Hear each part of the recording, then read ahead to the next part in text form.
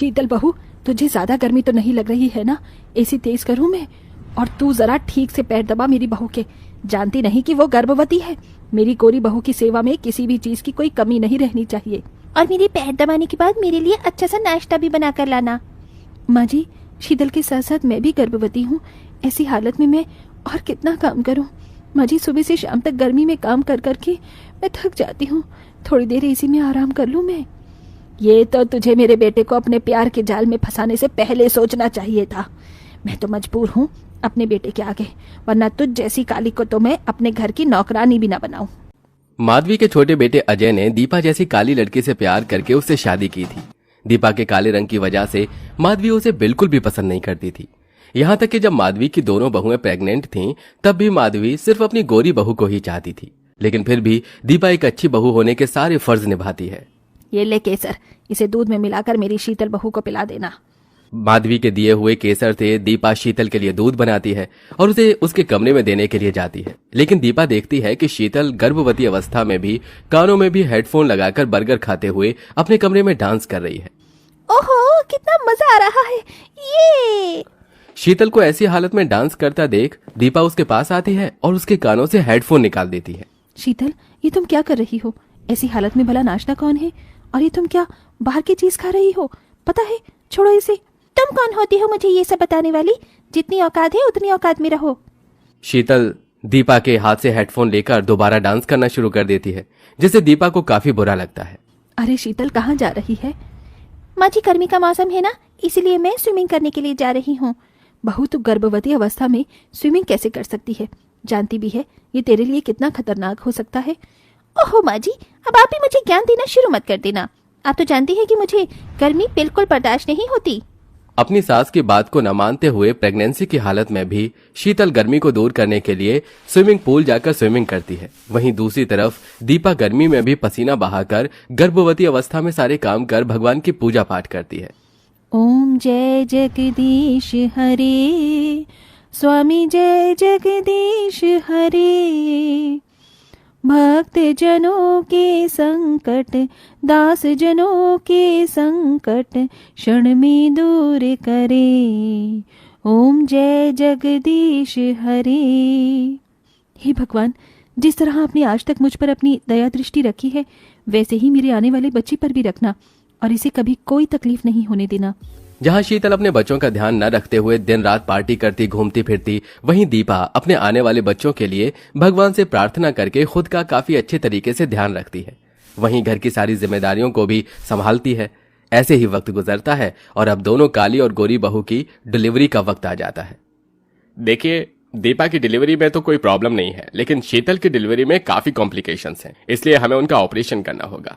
बिना ऑपरेशन के ये बच्चा पैदा नहीं हो सकता। डॉक्टर के मुंह से ऑपरेशन की बात सुनकर माधवी काफी डर जाती है और अपनी गोरी बहू के लिए प्रार्थना करती है। वहीं काली बहू अपने जैसे काले बच्चे को जन्म देती है। ऑपरेशन के बाद शीतल एक गोरे बच्चे को जन्म देती है। कितना सुंदर है मेरा पोता, किसी की नजर न लगे।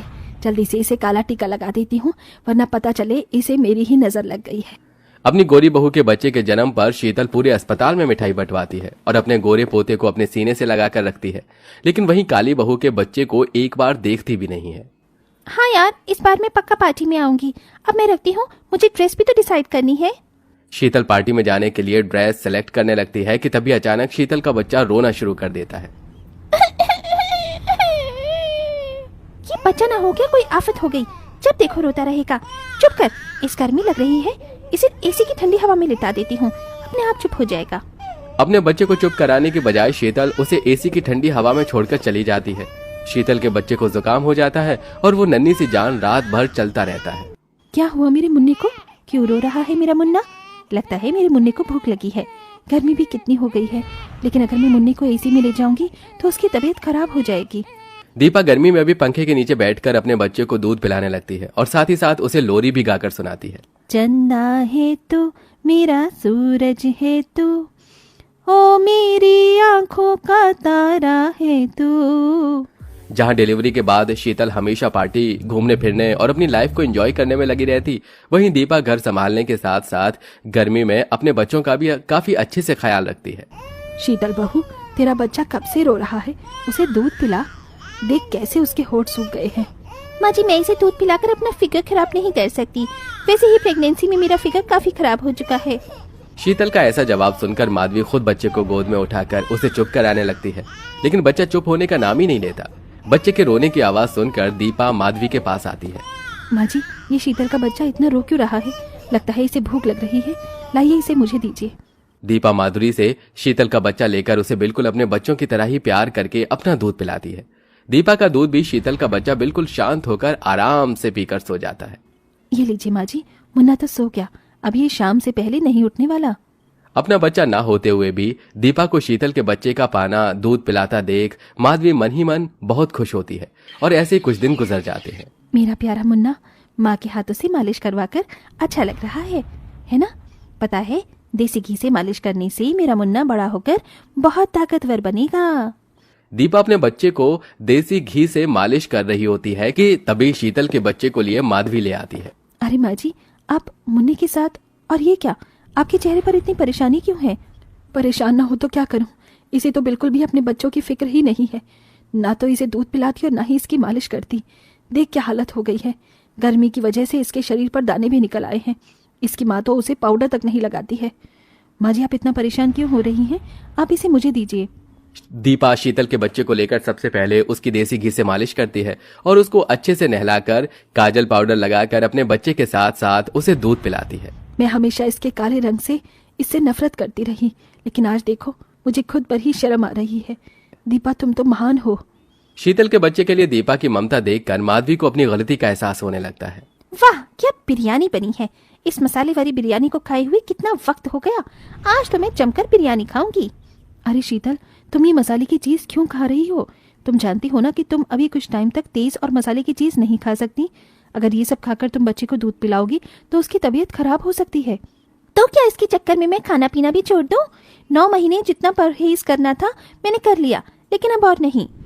शीतल मसाले का खाना खाना नहीं छोड़ती, जिसके चलते अब जब भी शीतल अपने बच्चे को दूध पिलाती तो उसे दस्त और उल्टी लग जाते, जिसे देखकर अच्छा हुआ इसे मैंने अपनी गोद में नहीं लिया, वरना ये तो मेरी गोद में ही उल्टी कर देता।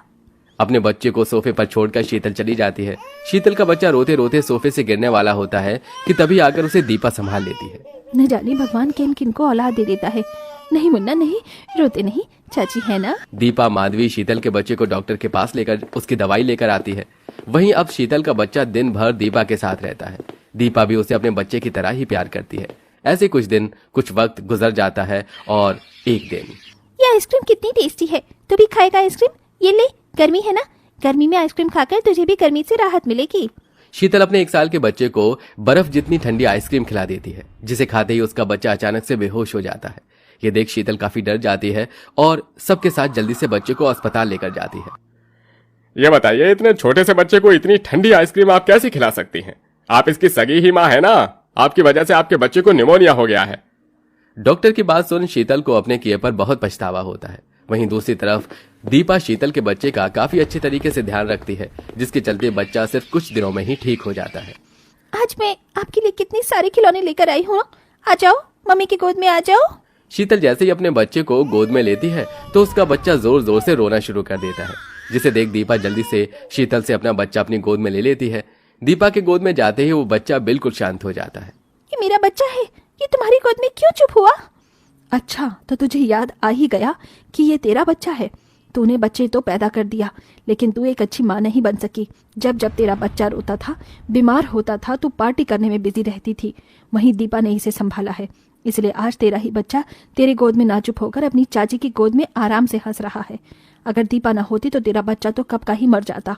दीपा भले ही रंग की काली है, लेकिन उसके जितना सुंदर मन किसी का नहीं है।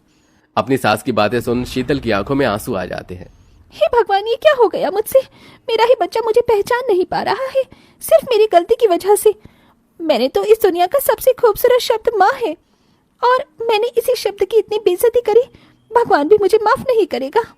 नहीं शीतल, ऐसा मत कहो। तुम तो इसकी माँ हो, बस तुम्हें इस चीज का पहला एहसास नहीं था। अभी भी देरी नहीं हुई है, सब कुछ ठीक हो सकता है। शीतल दीपा के कहे मुताबिक अपने बच्चे का ध्यान ठीक से रखती है, जिससे अब धीरे धीरे शीतल का बच्चा उसे पहचानने लगता है। वहीं शीतल दीपा से अपने किए की माफी मांगती है और अब दोनों काली गोरी बहुएं अपने बच्चों के साथ हंसी खुशी रहने लगती हैं।